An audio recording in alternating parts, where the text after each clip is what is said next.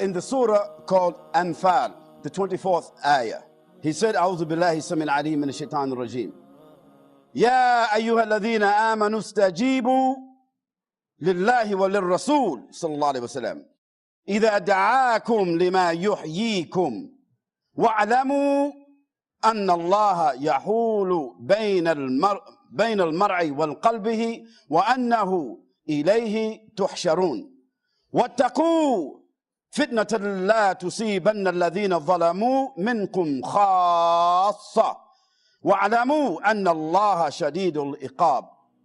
In this ayah, Allah subhanahu wa ta'ala said to us, O you who believe, respond, give your response, your obedience to Allah and His Messenger sallallahu alaihi wasallam when He calls you to that which gives you life. And know that Allah comes between a man and his heart. Allah subhanahu wa ta'ala knows the inner recesses of a man's heart, and that knowledge of Allah subhanahu wa ta'ala can fortify that if it is good, and Allah can reject it if it is other than good, because Allah, He knows what is between the consciousness and the heart of a person. Allah, He knows. Then He says to us after that ayah, and to fear fitna, that is disturbance or corruption or social upheaval.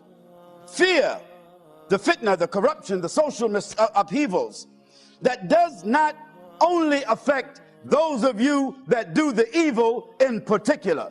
This is a very special ayah, a very special sociological meaning here. You see, we Muslims, we think that as long as we are on the boat called Islam, we safe. Even though we are on the ocean of kufr, we think we're safe. We think that as long as we're on the boat called Islam, we're safe. Even if the captain of the boat is a kafir, we think we're safe. We think that we're safe if we're on the boat of Islam, even though maybe the captain himself is a munafiq. He already been paid to take us another direction. He's a Muslim, but a munafiq, a criminal. He's been paid by kafirs or others to take us another direction. But we think because we're on the boat of Islam, we think we're safe. No.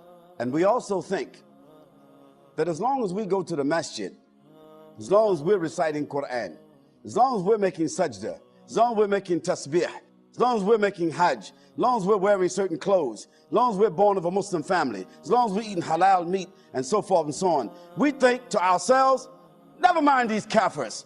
Allah will accept our prayers. We will be judged for ourselves. No, Allah is telling you and me that if you live in a diseased environment, you also will get the disease. If you live in a diseased, unstable, destabilized neighborhood, you, your sons and your daughters, your father and your mother, your sisters and your brothers, they will also be destabilized and dysfunctional. So Allah is telling us, and fear Allah, and fear the fitna that does not merely affect those of you who do the wrong. No, the Prophet ﷺ gave us an example of that. He said, he gave us the analogy of the people who got on a boat, and some was in the upper deck and others was in the bottom deck. We Muslims is like the ones on the upper deck. We don't drink, most of us. We don't gamble, most of us. We don't drug, most of us. We don't commit zina, most of us. We don't do those things, most of us. That puts us in the top of the boat. That puts us in the top of the society because we are sober. We are conscious. We are guided. We are aware. We are disciplined. We are Muslims, mashallah, in the top of the boat. But there is some others in the bottom of the boat. They're drinking, they're drugging, they're lying, stealing, committing fornication and other major crimes. And among those is kafirs and Muslims who are criminals, who's in the bottom of the boat with the kafirs.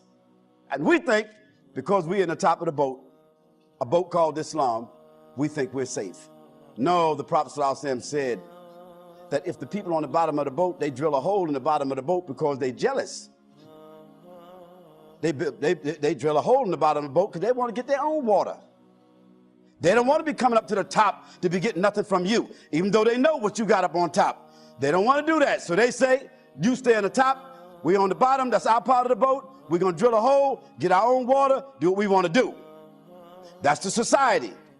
We're on the boat, called the society. We're on the top deck, called Islam.